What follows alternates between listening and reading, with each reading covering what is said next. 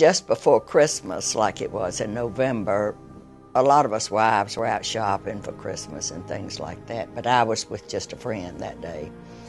And some lady, we went Toys R Us, and some lady walked by and told her husband, she said, the president and the first lady and a bunch of Secret Service men have just been mowed down. You know, with communications and things the way they are, the word spreads so fast. I walked up to her and I grabbed her by the arm and I said, what did you say? And she said, the president and a bunch of Secret Service men have just been mowed down. And I said, where did you hear such a thing? She said, on that TV right there. When she saw it, she left and went and got our son.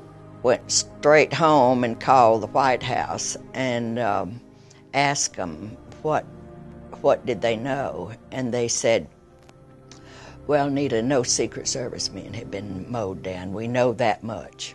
But he said, we don't know the full story ourselves yet. But said, when we find out, we'll call you back. They're wonderful about trying to help wives and things like that. So it was a while later, and they called back, and they said the president has been shot, and he's dead. But that's all we know at this time, you know. So I thought, well, they'll be heading back before long. They had to, you know. The rear entrance where we had brought the casket in which the president used in and out on that aircraft, was the larger door and so forth, and that's where we waited. He waited until they came in and got the casket, and Miss Kennedy and all, you know, they took them down the steps and took care of them down there, and they were, of course, going to take President Kennedy's body to Bethesda Naval Hospital for it to conduct an autopsy.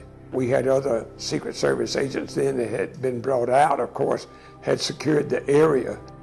We knew that the President Johnson then was going to make a speech, and they had been working on that. This is a sad time for all people. We have suffered a loss that cannot be weighed. For me, it is a deep personal tragedy. I know that the world shares the sorrow that Mrs. Kennedy and her family bear. I will do my best. That is all I can do.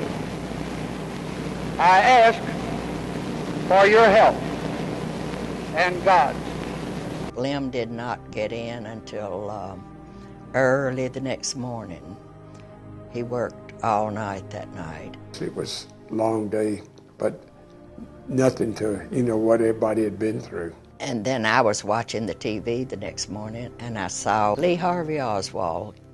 They were bringing him out for some reason, taking him to another place or something. And this man steps out and just shoots him dead right there.